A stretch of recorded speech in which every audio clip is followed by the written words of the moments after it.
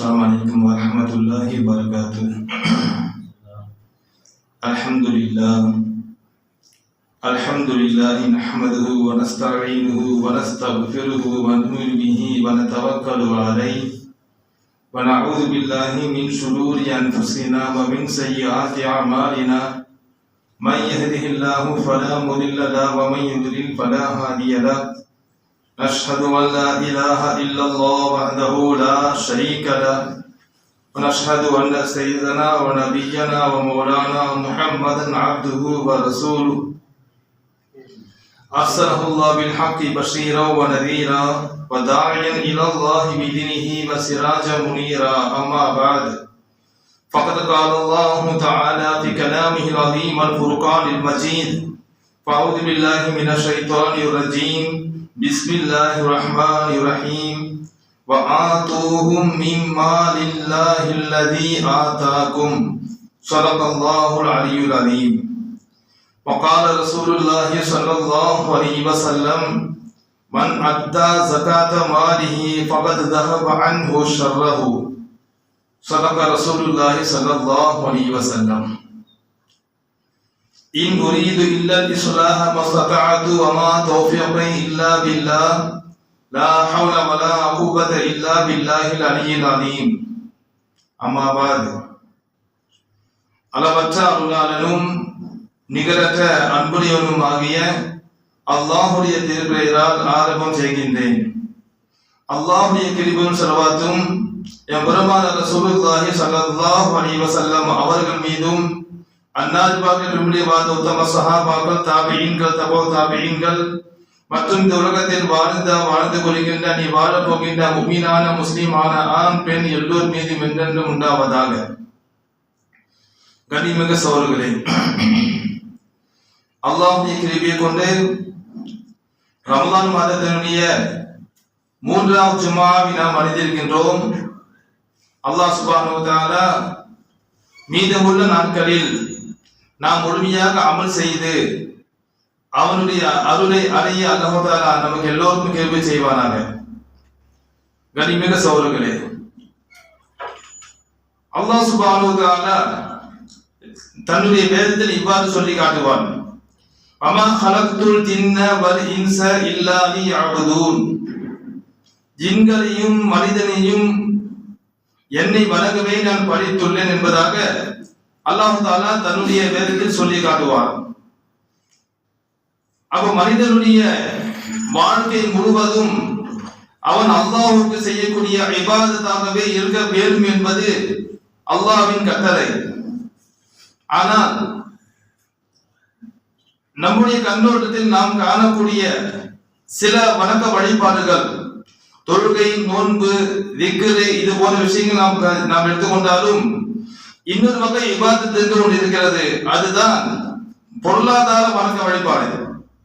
அல்லாஹ் தஆலா நமக்கு வழங்கி இருக்கக்கூடிய பொருளாதாரத்தில் இந்த மார்க்கம் சொல்லி இருக்கக்கூடிய ஒரு குறிப்பிட்ட அளவை அந்த பொருளாதாரத்திலிருந்து ஜக்காத் என்ற பெயரில் யாருக்கு அதை கொடுக்க வேண்டுமோ அந்த மக்களுக்கு கொடுக்க வேண்டிய ஒரு இபாதத், அதுதான் ஜக்காத் என்று சொல்லப்படும். பொதுவாக பார்க்கும் பொழுது அல்லாஹ் தஆலாவுடைய பழக்கம், அல்லாஹ்வுக்கு பேர் இருக்கு, கொலை அளிப்பவன் என்று இருக்கு. அல்லாஹ் தஆலா எப்படி சொன்னா, பிறருக்கு கொடுப்பது அல்லாஹ் தஆலா விரும்புவார். அப்படி விரும்பக்கூடிய ரப்பல் ஆலமீன் மனிதர்கள் ஒரு சில பேருக்கு அல்லாஹ் செய்யறான், இந்த உலகத்தினுடைய பொருளாதாரத்தை அதிகமாக கொடுத்து நீங்கள் பிறருக்கு கொடுங்கள் என்பதை அல்லாஹ் தஆலா கொடுக்க சொல்லி அவ்வாறு கொடுப்பதை அல்லாஹ் தஆலா விரும்பி பார்க்கின்றான். எந்த ஒரு மனிதர் அல்லாஹ்வுடைய சொன்ன அந்த முறைப்படி தன்னுடைய பொருளாதாரத்திலிருந்து தன்னுடைய செல்வத்திலிருந்து ஒரு குறிப்பிட்ட அளவை அல்லாஹ் சொன்ன அந்த நபர்களுக்கு யார் கொடுப்பாங்களோ அவ்வாறு கொடுக்கக்கூடிய நபர்களுக்கு அல்லாஹ் தஆலா என்ன செய்யறான் சொன்னா, அவர்களுக்கு இரட்டிப்பு நன்மை அல்ல, மும்மடங்கு நன்மை அல்லாஹ் தஆலா தருவதாக அல்லாஹ் தஆலா தன்னுடைய வேதத்தில் சொல்லி காட்டுகின்றான். இன்னும் சொல்ல போனால் ஒவ்வொரு மனிதனும் சரி தன்னுடைய சொந்த திறமையினால என்ன செய்ய முடியாதுங்க, அவங்க சம்பாதிப்பது இல்லை. அல்லாஹ்வுடைய நாட்டம் தான். அல்லாஹ் நாடுறான். இது அல்லாஹ் குர்ஆன்ல சொல்லி காட்டுகின்றான். வெறுமனே அல்லாஹ் தஆலா பிறருக்கு சக்காத்தை கொடுங்க, சதகா கொடுங்க என்பது மட்டும் அல்லாஹ் வந்து சொல்வது கிடையாது. அல்லாஹ் எப்படி சொல்லுவா தெரியுமா? வஆதுஹும் மிம்மாலில்லாஹி அல்லதி ஆதாகும். வஆதுஹும், நீங்கள் அந்த மக்களுக்கு, அந்த ஏழை மக்களுக்கு கொடுங்கள். எதிலிருந்து தெரியுமா? மிம்மாலில்லாஹி அல்லதி ஆதாகும். அல்லாஹ் தஆலா உங்களுக்கு எதை கொடுத்தானோ அந்த செல்வத்திலிருந்து. அப்ப இந்த உலகத்துல வந்து அல்லாஹ் தஆலா என்ன செய்யறான்? சில பேருக்கு அல்லாஹ் தஆலா செல்வத்தை அல்லாஹ் தஆலா கொடுக்கின்றான். அல்லாஹ் தஆலா கொடுத்ததை செய்யறான், நாம் கொடுத்தவற்றின் கொடு நல்லா சொல்லி காட்டுகின்றான். அப்ப இஸ்லாமிய கடமைகளை பார்க்கும்போது 5 கடமைகளோ கடமை என்னதுங்க? ஜக்காத் கொடுப்பது, ஈதாவுல் ஜக்காத் என்று சொல்லுவாங்க. இப்ப ஜக்காத் எப்போ கடமையாகும்? ஒரு மனிதனுக்கு வந்து கடன் கொடுக்கல் வாங்கல் போக 87 கிராம் தங்கமோ அல்லது 612 கிராம் வெள்ளியோ இல்ல அதுக்கான தொகையோ அவருக்கு வந்து ஒரு ஆண்டு இருக்குமேயானால் அவருக்கு என்னங்க ஜக்காத் என்பது அதிலிருந்து 2.5% ஜக்காத் கொடுப்பது கடமை. இந்த 2% ஜக்காத் கொடுக்கும்போது என்ன நன்மை தெரியுமா?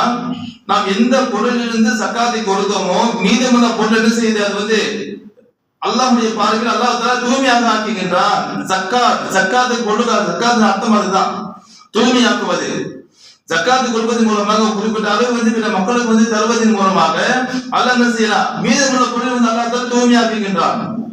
கத் அஃப்லஹ மன் ஸக்கா, கத் அஃப்லஹ மன் தஸக்கா. அல்லாஹ் சொன்னானே இல்லையா? யார் வந்து பரிசுத்தமாக்கி விட்டா, அவளை பரிசுத்தம் என்பது என்னங்க? நம்ம உடல் மட்டும் இல்ல, நம்ம ஆன்மா மட்டும் இல்ல, பொருளும் தான். அப்ப அல்லாஹ் தஆலா வழங்கிய பொருளை வந்து ஜக்காத் பணம் கலக்குமேயானால் அது என்ன ஆயிடுங்க? ஜக்காத் கொடுக்காம இருந்தா, ஜக்காத் கொடுக்காத பொருள் வந்து பிற பொருள் கலந்து விடுமையானால் அந்த பொருளானது என்ன செய்யும்? மீதமுள்ள பொருளை அழித்து விடும். நபி ஸல்லல்லாஹு அலைஹி வஸல்லம் சொல்லிக்கிறாங்க பாருங்க, மா ஹாலத்தித் ஸகாத்து மாலன் கத்துன் இல்லா ஹலகத்துஹு. மா ஹாலத்தித் ஸகாத்து மாலன், அதாவது எந்த ஒரு ஜக்காத் பொருள் வந்து பிற பொருளோடு பிற செல்வத்தோடு கலந்து விடுமோ அது என்ன செஞ்சிருமா? இல்லா அஹலகத்துஹு, அது வந்து அந்த மற்ற பொருள் அது வந்து அழித்து விடும் என்பதாக நபி ஸல்லல்லாஹு அலைஹி வஸல்லம் சொல்லி காட்டுறாங்க. அப்ப அது அர்த்தம் என்ன தெரியுமா? ஒரு மனிதன் வந்து தன் செல்வத்திலிருந்து ஜக்காத் போன்ற விஷயத்தின் மூலமாக அந்த பொருளை வெளியாற்றாவிட்டால் அது என்ன ஆயிடும்? மீதமுள்ள செல்வமானது வீண் விரயங்கள், மருத்துவமனை செலவுகள், தேவையற்ற விஷயத்தை என்ன செய்யணும்னு சொன்னா அந்த செல்வத்தை நாம் செலவழிப்பதற்கு காரணமாக அமைதி விடும். அல்லாஹ் தஆலா காப்பாற்றுவானாக. ஆக அந்த அடிப்படையில வந்து அல்லாஹ் சுப்ஹானஹு வ தஆலா வந்து ஜக்காத் பத்தி அல்லாஹ் தஆலா குர்ஆன் வந்து பல இடத்துல அல்லாஹ் சொல்லி காட்டுகிறான். குறிப்பாக சொல்லணும்னு சொன்னா அல்லாஹ் தஆலா பாருங்க, அல்லாஹ் குர்ஆன் சொன்னா பாருங்க, வல்லதீன் யக்னிஸூன தஹப வல் ஃபில்லத. யார் வந்து தன்னுடைய, அதாவது தங்கத்திலோ வெள்ளியிலோ யார் வந்து அல்லாஹ்வுடைய பாதையில செலவு செய்யாம இருந்து அது வந்து தடுத்து வைத்துக் கொண்டால் ஃபபஷ்ஷிர்ஹும் பிஅதாபின் அலீம். அல்லாஹ் சொல்லி காட்டுறான், அவ்வாறு தடுத்து வைக்கக்கூடிய நபருக்கு நபியே நீங்கள் கடினமான வேதனை உண்டு என்பது சொல்லுங்க, மக்களுக்கு நற்செய்தி சொல்லுங்க அல்லாஹ் சொல்லி காட்டுறான். அல்லாஹ் செல்வத்தை அல்லாஹ் கொடுத்துருக்கிறான். அப்ப அந்த செல்வத்தில் என்ன செய்யணும்? குறிப்பிட்ட அளவு வந்து கொடுத்தோம்னாத கொடுத்தாதான் மற்ற பொருள் வந்து பாதுகாக்கப்படும். ஏன்னா அது நம்முடைய பங்கு இல்ல, பிறருடைய பங்கு. இன்னும் சொல்ல போனால் மார்க்கத்துடைய ஷரியத் சட்டம் என்ன தெரியுமா? அதாவது ஒரு மனிதர் வந்து செல்வம் ஜக்காத்தை சேமித்து வைத்துக் கொள்ளுங்க. அந்த ஜக்காத் பணமானது மற்ற பொருளுடைய கழிவுன்னு சொல்றாங்க, ஒரு கழிவு. அது அதாவது சொல்லுவாங்க இல்லையா, இப்போ 100 ரூபாய் இருக்கு, இப்போ 100 ரூபாய் வந்து 2 ரூபாய் 50 காசு ஜக்காத்து கொடுக்கணும்னு சொன்னா அந்த 2 ரூபாய் 50 காசு என்னதுங்க? அது 100 ரூபாயுடைய கழிவு. நம்ம கழிவு வச்சுக்க மாட்டோம். அப்ப என்ன செய்யணும்? அது யாருக்கு செலுத்த வேண்டுமோ அவங்க கொடுத்து செஞ்ச மீதமுள்ள பொருளை நாம் வந்து தூய்மையாக்கி கொள்ள வேண்டும். அப்ப அல்லாஹ் சொல்லி காட்டுறான், யார் வந்து அது கூட கொடுக்காம கொள்ளாம ஏதோ பேருக்கு சக்காத்து கொடுப்பது. இன்னைக்கு சக்காத்து என்பது பெரும் வேடிக்கை, மக்கள் மத்தியில் எப்படி சொன்னா ஒரு வேடிக்கை தனமாக்கி விட்டது. வேடிக்கையா என்ன செய்யணும் சொன்ன சக்காத்து ஏதோ ஒரு நாளைக்கு 100 ரூபாய் தரும், 5 ரூபாய் தரும், அப்படியே இல்ல. கணக்கு பார்க்கணும். எப்படி நம்ம தொழுகைக்கு கணக்கு பார்க்கணுமோ, நோன்புக்கு எப்படி நம்ம பெரிய பணத்தை அதுக்கான நோன்புக்கான தயாரிப்பு செய்யணும், அதை என்ன செய்யணும்? நமக்கு அல்லாஹ் தஆலா அந்த செல்வத்தை கணக்கு பார்க்கணும். எவ்வளவு அந்த செல்வத்தை அல்லாஹ் தஆலா கொடுத்துருக்கிற கணக்கு பார்க்கணும். பேங்க் பேலன்ஸ் இருக்கும், நம்ம வீட்டுடைய வரக்கூடிய வாடகை இருக்கும் இல்லைங்களா, நான் வந்து சின்னத்துல வாங்கி வைத்துக்கூடிய தங்கமும் வெள்ளியும் இருக்கும். இதெல்லாம் கணக்கு பார்த்து என்ன செய்யணும் சொன்னா ஆண்டுதோறும் பார்த்து நம்ம ஒரு குறிப்பிட்ட அளவு வந்து ஜக்காத்தாக வெளியே வந்து தரும் பொழுது அல்லாஹ் என்ன செய்யலாம்? மீதமுள்ள பொருளில் அல்லாஹ் தஆலா பாதுகாக்கின்றான். அதுக்கு அடுத்தபடியாக பார்க்கும் பொழுது நபி ஸல்லல்லாஹு அலைஹி வஸல்லம் சொன்ன காலத்தில் நடந்த ஒரு சம்பவம். ஒரு மனிதன் வந்து எப்படி சொன்னா ஜக்காத்து கொடுக்காததுனால என்ன தெரியுமா, அவர் வந்து அல்லாஹ் சுப்ஹானஹு வ தஆலா அல்லாஹ் அதான் சொல்றாங்க, அவருடைய மரணமே வந்து ஒரு துர்மரணம் ஆனதாக ஹதீஸ்ல பார்க்கிறோம். நபி ஸல்லல்லாஹு அலைஹி வஸல்லம் சம்பவங்க என்ன தெரியுமா, சாலபா என்ற சஹாபி, சாலபா சஹாபி எப்படி சொன்னா, அவர் என்ன செய்றாரு, ரொம்ப ஏழையா வாழ்ந்திருந்தார். அவர் என்ன செஞ்சார் சொன்னா, அந்த நேரத்துல ரசூலுல்லாஹ் கேட்கறாங்க, யா ரசூலுல்லாஹ் நீங்க வந்து அல்லாஹ்விடம் துஆ பண்ணுங்க, எனக்கு அல்லாஹ் பரக்கத் செய்து துஆ பண்ணுங்க சொல்லி கேட்கறாரு. இப்ப அவங்க ரசூலுல்லாஹ் சொல்றாங்க, இப்ப தேவையில்லை, நீ அப்படி இரு, நீ வந்து அல்லாஹ்வுல வந்து ஏழ்மத்தை அல்லாஹ் வந்து மிஸ்கீனா வச்சுக்க நீ வந்து நினைக்கிற, ஆனா அது அப்படி இல்லை. செல்வம் வறுமையான சிலதுன்னா ஒரு செல்வம் என்பது உங்களுக்கு வந்து தவறான பாதி காமிச்சிடும், இது தேவையில்லை சொல்லி சொல்றாங்க. அவர் கேட்கல. அவர் சொல்றது என்ன தெரியுமா, அல்லாஹ் தஆலா வந்து இந்த செல்வத்துக்கு கொடுத்தா என்ன செய்வேன், நான் ஜக்காத் கொடுப்பேன் சொல்லி வாக்கு கொடுக்குறாரு. செல்வத்துக்கு கொடுத்தா என்ன செய்யும், ஜக்காத் செல்வத்தின் மூலமாக யார் யாருக்கு என்ன கொடுக்க வேண்டுமோ அதெல்லாம் கொடுப்பேன் சொல்லி என்ன செய்றாரு, அது வாக்கு தருகின்றார். அப்ப அந்த நேரத்துல ரசூலுல்லாஹ் துஆ பண்றாங்க. துஆ பண்ணும்போது என்ன ஆச்சுன்னா, நபியோட துஆ வந்து பரக்கத்தான துஆ, நம்ம துஆ மாதிரி இல்ல. நபி ஸல்லல்லாஹு அலைஹி வஸல்லம் துஆ பண்ணிட்டாங்க சொன்னா அது துஆ என்ன, பரக்கத்தான துஆ. ரசூலுல்லாஹ் துஆ பண்ணி செய்றாங்க, அது வந்து ஒரு ஆட்டை கொடுக்குறாங்க, இந்த மாதிரி ஆட்டை வச்சுக்க அப்படின்னு சொல்லி. இப்ப ஆடு என்ன தெரியுமா, ஆடு குட்டி போட்டு கடைசியில பார்த்தா ஆடு பல்கி பெருகி பெரிய மந்தி ஆகி விட்டது. அப்ப என்ன சொன்னா, தினந்தோறும் பள்ளிக்கு தொழுகைக்கு வந்து இந்த சாலபா என்ன செஞ்சுட்டாரு, கொஞ்சம் விட்டு ஆரம்பிச்சு ஜமாத்து தொழுகை வர்றது கிடையாது. ஃபர்ஸ்ட் ஜமாத்து தொழுகை வருவாரு. இப்ப ஆடுனி வந்து பெருகியதுனால அது மேய்க்க அவருக்கு இருந்து நேரம் இல்லை. இப்ப என்ன ஜமாத்தி விட்டு தனியா தொழுகை பண்ணிக்கு வந்திருந்தாரு. இப்ப கடைசியில் என்ன ஆச்சு, ஒரு கட்டத்துக்கு அப்புறம் அவர் என்ன செய்யறாரு, கொஞ்ச நாளைக்கு அப்புறம் ஜமாத்து தொழுகைக்கு வர்றது கிடையாது, மற்ற தனியா பள்ளிக்கு வந்து எந்த பக்கத்துக்கு வராம விட்டு பள்ளிக்கு வர ஆரம்பித்தார். கடைசியில் என்னாச்சு சொன்னா, ஒரு கட்டத்துக்கு அப்புறம் ஜும்மா மட்டும் பள்ளிக்கு வர ஆரம்பிச்சு. இது நபி ஸல்லல்லாஹு பாக்குறாங்க, இவருடைய நடவடிக்கை பாக்குறாங்க. ஏன்னு சொன்னா, முன்பு வந்து சதா நேரம் பள்ளியிலே வந்து தொழுது கொண்டிருந்த ஒரு நபர் அல்லாஹ் தஆலா செல்வத்தை வந்து கொடுக்கும் போது என்ன செஞ்ச உடனே அவர் வந்து செல்வத்தினுடைய பராமரிப்பு காரணமாக அல்லாஹ்வுக்கு செய்ய வேண்டிய இபாதத்தான தொழுகையில அலட்சியம் காட்ட ஆரம்பித்தார். இதான் ஃபர்ஸ்ட் பாதிப்பு. அதுதான், அதாவது செல்வத்தை வந்து அல்லாஹ் தரும்போது கொஞ்சம் கவனமா இருக்கணுங்க. ஏன் தெரியுமா, அல்லாஹ் தஆலா செல்வத்தை தரான்னு சொன்னா சின்னது சம்பளம் அறியாம பல விதமான விஷயத்தை நம்ம ஈடுபட ஆரம்பிச்சிருவோம். குறிப்பாக வந்து தொழுகைக்கு வர மாட்டோம். தொழுகை முக்கியமா இல்லையா, நம்ம அல்லாஹ் தஆலா வந்து தொழுகைக்கு வந்து தடையா இருக்கக்கூடிய ஏதாவது பொருள் இருக்குமே, ஆனால் அந்த பொருள் என்ன அல்லாஹ்வுடைய பார்வையில அது பரக்கத்து கிடையாது. அப்ப அந்த சஹாபி என்ன, அந்த சஹாபி தான், அவர் சஹாபி இருந்தாரு. ஆனா என்ன செஞ்ச காலப்போக்கில் வந்து என்ன ஆச்சு சொன்னா, அவர் பள்ளிக்கு தொழுகைக்கு வராம விட்டுட்டாரு.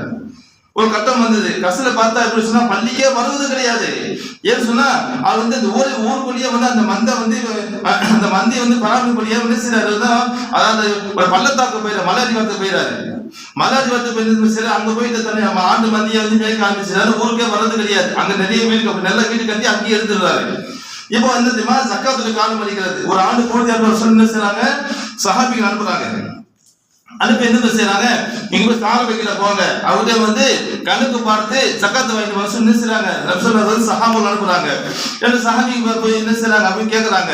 போய் பார்க்கும்போது அவர் சொல்றாரு, இருங்க நான் வந்து பிஸியா இருக்கிறேன், இப்போ வந்து என்ன செஞ்சேன் கொஞ்சம் நேரம் வேலை வந்து பல அதிகமா இருக்கு, அப்புறம் வாங்க சொல்லி அனுப்புறாரு. இவ்வாறு வந்து அன்னைக்கும் தரல, அவங்க என்ன செய்யறாங்க, திரும்ப அப்புறம் வாங்க சொல்லி அனுப்பி கடைசியே எப்படி சொன்னா ஒரு கட்டத்துக்கு அப்ப சொல்றாரு, நான் ஏன் தரணும் ஜக்காத்து கொடுக்கணும். முன்பு சொன்ன விஷயம் என்ன, நம்ம அல்லாஹ் தஆலா வந்து செல்வத்தை கொடுத்தா நான் ஜக்காத்து கொடுப்பேன் என்று சொன்ன அந்த நபர் அவன் செய்றாரு. அதுக்கப்புறம் பார்த்தா செல்வம் அதிகமாகி விட்டது, மனம் மாறி விட்டது. ஏன் இந்த ஜக்காத்து கொடுக்கணும்னு சொல்லி கேட்கிறார். இது என்னுடைய சம்பாதனை, நான் சம்பாதித்து என்ன செய்யறாரு வந்து பேச ஆரம்பித்து விட்டார். இப்ப என்ன தெரியுமா, இப்ப நபி ஸல்லல்லாஹு அலைஹி வஸல்லம் என்ன செய்றாங்க, அந்த இடத்துல போற ரசூலுல்லாஹ் கிட்ட சஹாபிங்க சொல்றாங்க. சொல்லும் பொழுது அப்ப ரசூலுல்லாஹ் சொல்றாங்க, அப்படியா இனிமே ஜக்காத் நீங்க வந்து என்ன சாலபையில வாங்க வேணாம் சொல்றாங்க. சாலபையில ஜக்காத் நீங்க வாங்காதீங்க சொல்லி ரசூலுல்லாஹ் செய்றாங்க. அவங்க சொல்லி ஜக்காத் வாங்குறதுக்கு அவங்க வந்து மறுத்துறாங்க. இப்ப நபி ஸல்லல்லாஹு அலைஹி வஸல்லம் வந்து என்ன சொன்னா ஜக்காத் மறுத்த உடனே இது அல்லாஹ் தஆலா குர்ஆனில் ஆயத்து இருக்கிறார். என்ன தெரியுமா, யார் வந்து முன்பு யாராவது அல்லாஹ் கிட்ட வந்து செல்வம் வந்து வாக்குறுதி கொடுப்பாங்க. அவனு சொன்னா அல்லாஹ் தஆலா செல்வத்தை கொடுத்தால் நான் அல்லாஹ்வுடைய பாதையில செலவு செய்வதா வாக்குறுதி கொடுப்பாங்க. ஆனா அல்லாஹ் தஆலா செல்வத்தை கொடுத்த பிறகு என்ன தெரியுமா, அவன் வந்து கஞ்சத்தனம் செய்வதாக அல்லாஹ் தஆலா குர்ஆன் சொல்லி காட்டுவான். இந்த சஹாபி கொடுத்து அல்லாஹ் குர்ஆன் ஆயத்தை இறக்கிருப்பான்.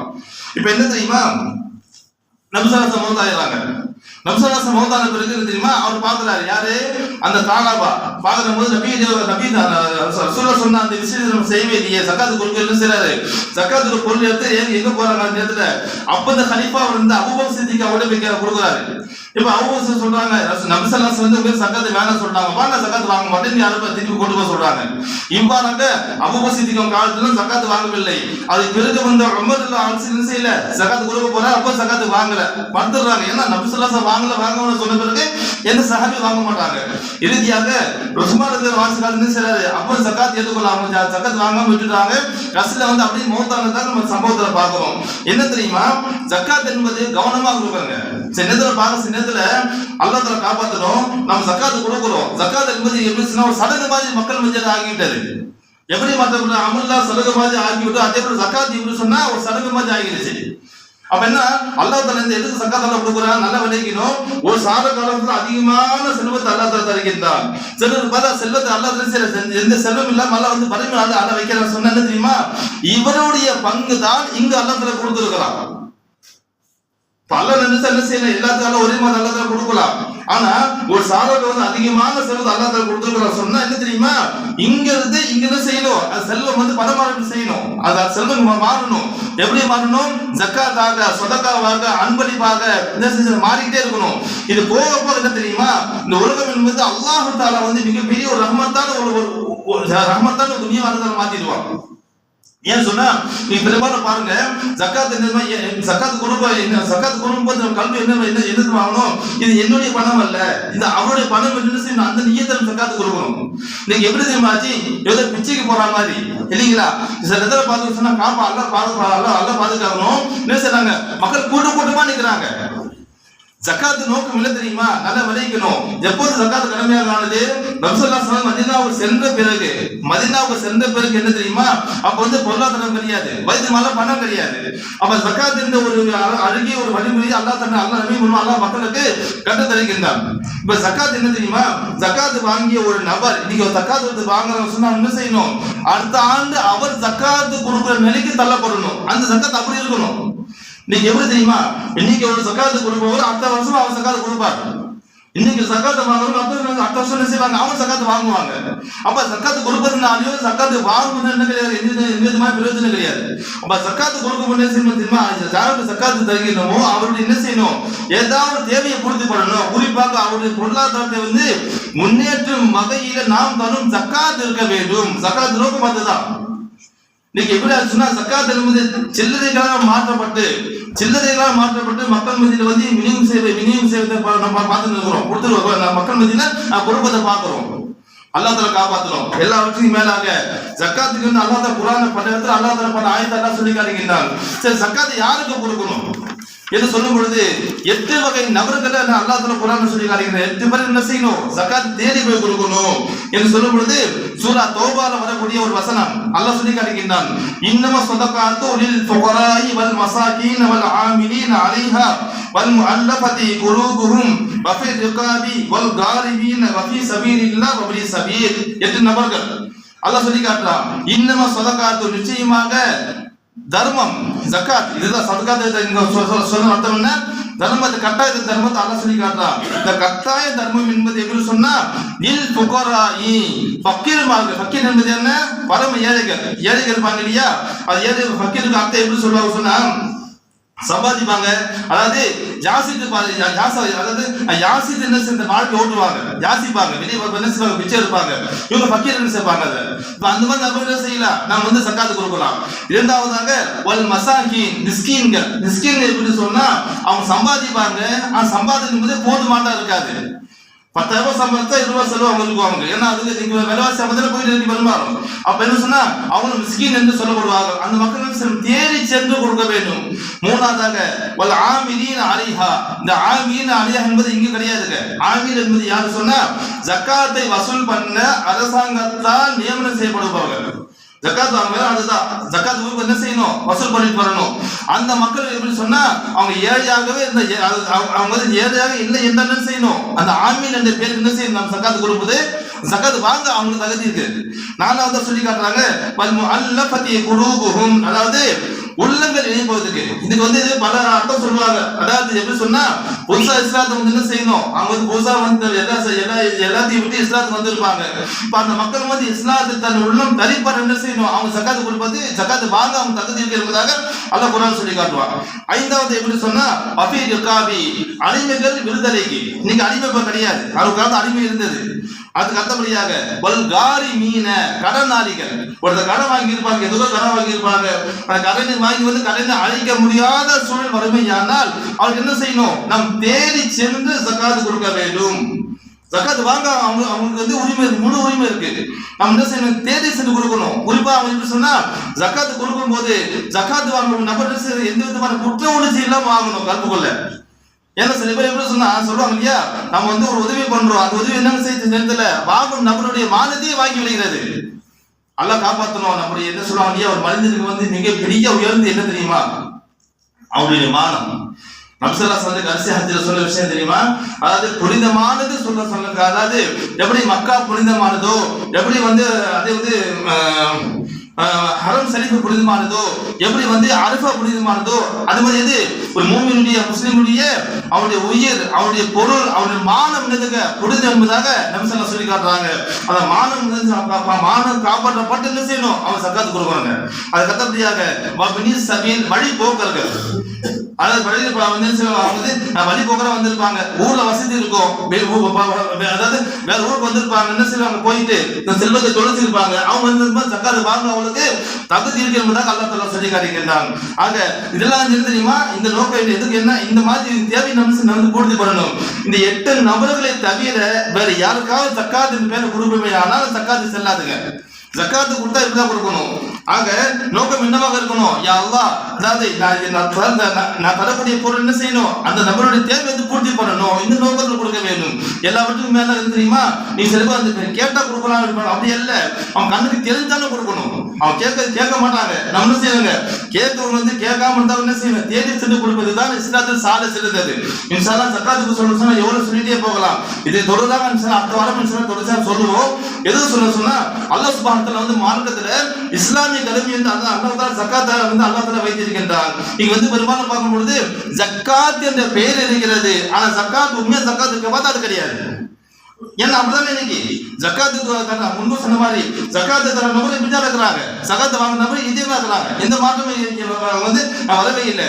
ஏதோ ஒரு சில இடங்களை தவிர ஒரு சில இடத்துல வந்து மார்க்கம் அறிந்த மக்கள் என்ன செய்யறாங்க, சில பேர் வந்து யாருக்கும் தெரியாமல் ரகசியம் என்ன செய்யறாங்க, அல்லாஹ்வுடைய பாதையில ஜக்காத்து கொடுக்குறாங்க. அல்ஹம்துலில்லாஹ் என்ன செய்யறாங்க, அந்த நபர் வந்து தன் வாழ்க்கையை வந்து மாற்றி கொடுக்கின்றார்கள்.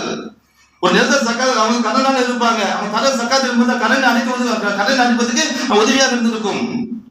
ஒரு நேரத்தில் வந்து எப்படி சொன்னா பொருளாதாரம் கம்மியா இருந்திருப்பாங்க, உங்க தர ஜக்காத் என்ன செஞ்சா பொருளாதார வளர்ச்சி ஏற்பட்டு என்ன செஞ்சா வந்து மேம்பட்டு தன் வாழ்க்கை வந்து மேம்பட்டு இவங்க ஜக்காத் கொடுப்பதற்கு காரணமாக அமையும். ஆக இஸ்லாம் என்று சொன்னா இதுதாங்க. இஸ்லாம் வந்து எந்த ஒரு அமலும் சடங்குக்காக இஸ்லாம் தரவே இல்லை.